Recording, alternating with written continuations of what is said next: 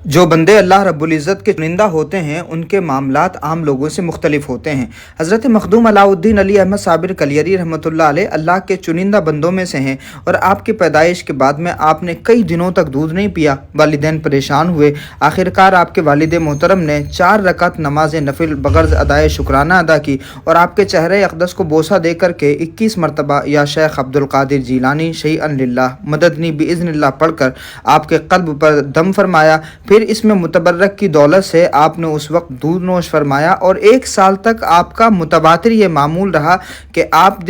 ایک دن روزہ رکھتے تھے اور ایک دن دودھ نوش فرماتے۔ اس کے بعد یہ دستور رہا کہ ایک دن دودھ نوش فرماتے اور 2 دن روزے سے رہتے، اور 2 سال کے بعد خود بخود دودھ پینا چھوڑ دیا۔ یہاں یہ نقطہ ظاہر ہوتا ہے کہ آپ پیدائشی روزے سے اور ہمیشہ صبر سے رہنے والے تھے، اور بچپن ہی سے حضرت مخدوم صابر کلیری رحمۃ اللہ علیہ کی شخصیت پر صبر اور قناعت کے آثار ظاہر ہوتے تھے۔ صوفیاء کرام میں آپ حضرت خواجہ قطب الدین بختیار کاکی رحمۃ اللہ علیہ کا نام جانتے ہوں گے۔ حضرت خواجہ قطب الدین بختیار کاکی پیدائش سے ہی آدھے قرآن مجید کے حافظ تھے، یعنی 15 پاروں کے حافظ تھے، اور وجہ یہ بتائی جاتی ہے کہ ان کی والدہ محترمہ بھی آدھے قرآن مجید کی حافظ تھیں، 15 پارے انہوں نے بھی حفظ کیے ہوئے تھے، تو اس کی برکت سے ان کے بیٹے پر وہ اثرات مرتب ہوئے۔ تو جب والدین شکر کرنے والے اور صبر کرنے والے اور قناعت کرنے والے ہوتے ہیں تو یقیناً ان کی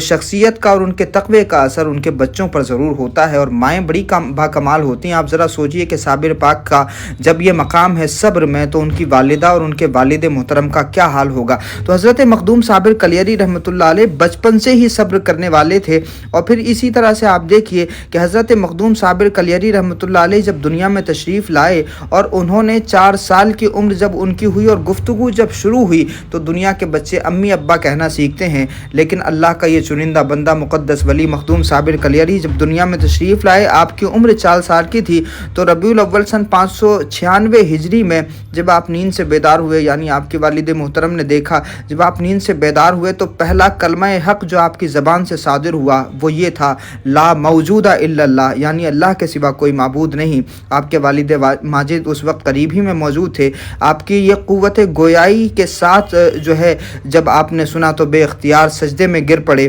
اور پھر اپنے رب کی بارگاہ میں شکر ادا کیا کہ باری تعالیٰ تیرا شکر ہے، میرے بچے نے دنیا میں آنے کے بعد سب سے پہلے تیرا